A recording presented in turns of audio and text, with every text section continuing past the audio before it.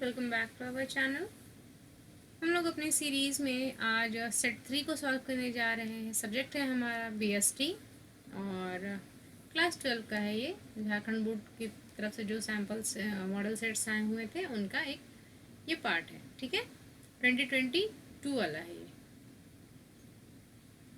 तो सबसे फर्स्ट हम लोग समझ लेते हैं क्वेश्चन के पैटर्न को। तो क्वेश्चन का पैटर्न अभी तक में आप सभी को पता होगा कि 40 क्वेश्चन रहेंगे। एक हर क्वेश्चन का 1 मार्क्स है, 4 ऑप्शंस रहेंगे, किसी तरीके का कोई नेगेटिव मार्किंग नहीं।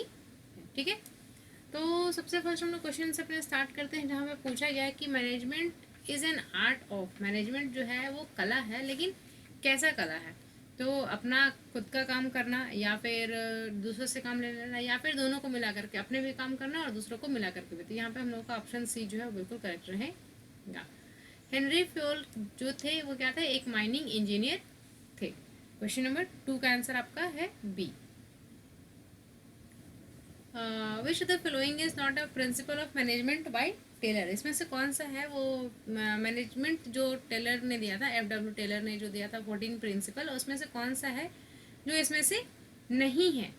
तो इसका ऑप्शन रहेगा हम लोगों का 3 का ऑप्शन है हमारा सी, यूनिटी ऑफ कमांड। ठीक है, नेक्स्ट है हमारा विच of the following is not a principle of. ठीक है, 4 है management should find one best way to perform the which technique of scientific management is defined in this statement। यहाँ पे management को जो है कोई भी काम करने का एक बेस्ट वे जो है वो फाइंड आउट करना होता है। तो ये जो है वो साइंटिफिक वे के कौन से मेथड के बारे में जो है वो बात करता है। तो 4 का हमारा क्या ऑप्शन हो जाएगा? डी, मेथड ऑफ स्टडी, मतलब कि एक पर्टिकुलर काम करने का। ठीक है, 5 है हमारा there are main sources of recruitment of workers. तो हमारे दो होते हैं, एक इंटरनल एक एक्सटर्नल। दो ही तरीके से हम लोग वर्कर्स को लाते हैं ना, एक या तो अपने यहाँ का लोगों को ट्रांसफ़र या प्रमोशन कर दें या फिर बाहर से लोगों को लेकर के आए चुन करके। ट्रेनिंग इज़ अ प्रोसेस, ये एक प्रोसेस कंटिन्यूस होता है। वैसे तो कहते हैं कि ट्रेनिंग 6 महीने का था, मेरा 8 महीने का था या 1 साल का था, लेकिन आप जानते हैं कि जब आप काम कर रहे होते तो कंटिन्यूसली जो आप कुछ ना कुछ सीख रहे होते तो आप जो है ट्रेन हो रहे हैं, इसलिए कंटिन्यूस प्रोसेस हमारा ट्रेनिंग हो जाता है। Shifting of employees from one job to another job is called as the transfer. Resignation तो होगा नहीं। 8 का है a network social relationship that arises spontaneous due to interaction at work is called as the, है ना। Question में क्या है कि एक सोशल रिलेशनशिप जो अराइज होता है स्पॉन्टेनियस, जो कि इंटरेक्शंस होते हैं लोगों के अपने काम के समय में, तो इस तरीके का जो है इसको हम लोग बोलते हैं B, informal organisations. Centralisation refers to, centralisation से मतलब क्या होता है? तो यहाँ पे हम लोग को हो जाएगा रिटेंशन ऑफ अथॉरिटी। जब अथॉरिटी अपने पास में ही रखे हुए कुछ भी काम करने का। Nature of social responsibility of management implies to सेलेट्स बिहेवियर, है ना। रिस्पॉन्सिबिलिटी ऑफ मैनेजमेंट का कहता है कि हम लोग को यहाँ पे सेलर्स को जो है वो मतलब कि अवगत रहना पड़ता है सभी चीज़ों से। Assignment of authority is a primary art of. Assignment of authority मतलब अथॉरिटी हम लोग दे रहे हैं, तो ये किस चीज़ का पार्ट हम लोगों का रहेगा? तो ये हमारा क्या है? ऑर्गेनाइजेशन का है। सबसे पहला पार्ट कि हम लोग सभी लोगों को जो है वो अथॉरिटी देना शुरू करते। The main cause of slow progress in India is lack of efficient management. Lack किसका कर रहा है? एफिशिएंट मैनेजमेंट का। वर्क रिसोर्सेज भी है हमारे पास में, मैन पावर तो खैर बहुत ही ज़्यादा है, तो हमारा इनएफिशिएंट हमारा मैनेजमेंट होने की वजह से इस तरीके से। Money spent on staffing is an investment.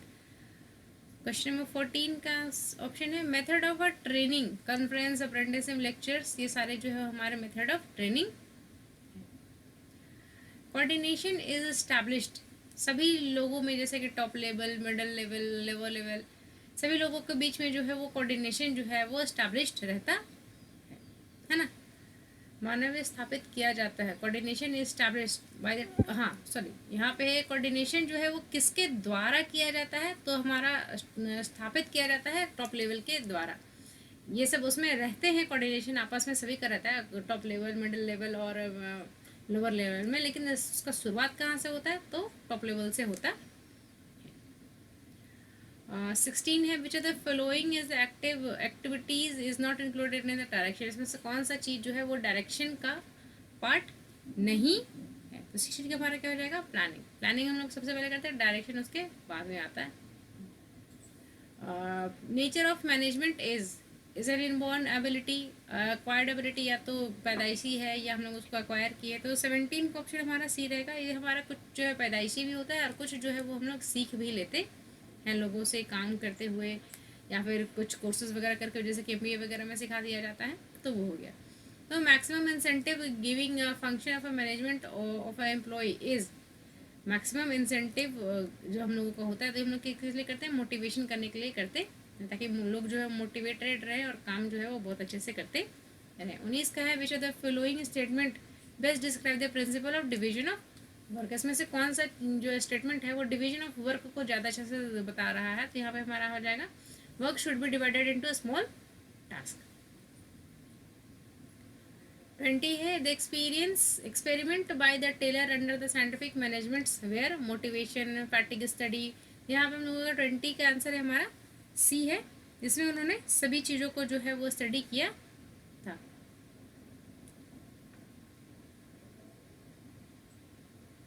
Twenty one का है, dash is a mental work, तो मैनेजमेंट इज अ मेंटल, इसमें किसी तरीके का फिजिकल वर्क इंक्लूडेड है नहीं। Mental revolution is the essence of scientific management combination rational और प्रोफेशनल, तो साइंटिफिक मैनेजमेंट हम लोग को जब मेंटल रिवोल्यूशन हम लोगों का हो रहा है, तो हम लोग क्या कर रहे हैं, साइंटिफिक मैनेजमेंट जो है वो धीरे धीरे सीखते जा रहे हैं। ठीक है। 23 है, which of the following is the first step of organising process, इसमें सबसे फर्स्ट स्टेप क्या होता है किसी भी ऑर्गेनाइजेशन का प्रोसेस के, तो identification of work, department allotment of duties, establishing reporting relationship, तो identification and division of work. 23 का आंसर हमारा सी रहेगा। 24 का है, गुड प्लान इज व्हाट, तो फ्लेक्सिबल। ये क्वेश्चन जो है वो तो रिपीट हो रहा है, सेट 1 में भी था। बजट रेफर्स टू, तो बजट्स जो है वो किस चीज़ को रेफर करता है, एक हमारा एक्सपेक्टेड जो कॉस्ट हमारा जो लग रहा होता है किसी चीज़ में करने के लिए, वो हम लोगों का बजट कहलाता। 21 का है, which of the following is a limitation of planning, इसमें से कौन सा जो है प्लानिंग का लिमिटेशन है। Planning is generally biased and time consuming, तो यहाँ पे सबसे फर्स्ट वाला ही है, वही लिमिटेशन है। जैसे कि planning is a goal oriented, planning enable us to face future uncertainties, planning improves competitive strength, तो ये सारे जो है वो हमारे क्या है, मतलब कि एडवांटेज है, लिमिट्स थोड़ी है। 27 का विषय था, following is not a function of management, इसमें से कौन सा जो है फंक्शन मैनेजमेंट का नहीं है, तो कोऑपरेशन, स्टाफिंग, प्लानिंग, कंट्रोलिंग, ये सब तो मैनेजमेंट का फंक्शन है, ये सब तो सारे चैप्टर्स ही हैं हमारे।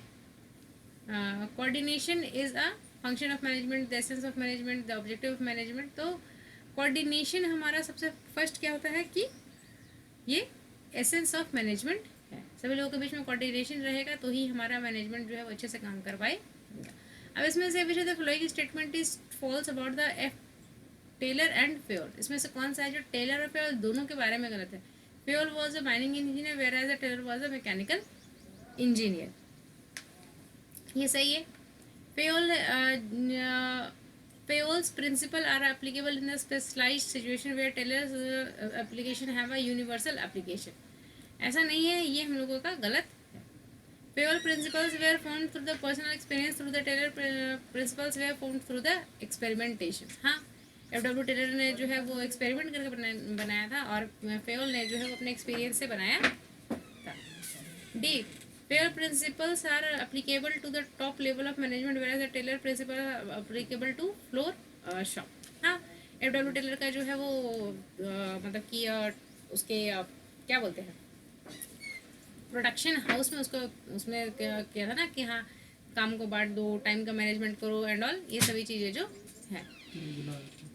जैसे कि है 30, तो management is an art of getting things done through with the people in formal organisation who has given this definition of management, तो ये किसने दिया था, तो फोन्स ओ डोनल ने ये दिया है। 30 का ऑप्शन हमारा है ए। 31 पे हम लोग आ जाते हैं। तो 31 का है कि completing a task is minimum cost is called as the हमारा एफिशिएंसी। इफेक्टिवनेस हमारा क्या हो जाएगा, किसी काम को समय पे ख़त्म कर लेना। एफिशिएंसी कम कॉस्ट पे ख़त्म कर लेना। Board of director comes under the top level. Which of the following is not an importance of organising. इसमें से कौन सा जो है वो इम्पोर्टेंस नहीं हो ऑर्गेनाइजिंग का। Increasing managerial efficiency, optimum use of human efforts, facilitating coordination, increase in corruption. तो इंक्रीज इन करप्शन जो ऑब्वियसली बात है कि इम्पोर्टेंस नहीं होगा ऑर्गेनाइजेशन का। Which of the following is not a type of a standing use plan. तो 34 का हमारा ऑप्शन रहेगा C, program. 35 which is the first step of planning process. Planning process का सबसे फर्स्ट हमारा काम क्या होता है, evaluation, alternative courses, determination of objective, selecting best course of. सबसे फर्स्ट हमारा क्या रहेगा, डिटर्मिनेशन ऑफ ऑब्जेक्टिव। 36 में हम लोगों का क्वेश्चन जो है वो मिसिंग है इंग्लिश में। तो निम्नलिखित में से कौन सा भर्रापन का महत्व नहीं है, इसको मैंने देखा नहीं है कि इसका क्या इंग्लिश में होगा, तो इसको मैं छोड़ रही हूँ। आप इसको अगर भर्रापन का अगर ढूंढ पाते हैं तो ढूंढ के इसको कर लीजिए। 37 है कि वैसे 36 का आंसर आपका सी आएगा, ठीक है ना। बस भर्रापन का मतलब लिख लीजिएगा ढूंढ करके। 37 का है the book principle of scientific management written by F.W. Taylor in the year 1911। 1911 में उन्होंने इस किताब को लिखा था। 38 का है which of the following is an external source of recruitment. तो ट्रांसफर, प्रमोशन, एम्प्लॉयमेंट एक्सचेंज जो है वो हमारा एक एक्सटर्नल सोर्स का मतलब ये होता है जहाँ पे एम्प्लॉयज़ जो है वो अपना फॉर्म वगैरह जो है फिल करके रखे हुए थे अपना क्वालिफिकेशन के साथ में, एक्सपीरियंस वगैरह। बाकी जिनको जो जैसे एम्प्लॉयज़ चाहिए होता है वो वहाँ से उठा करके ले जाते।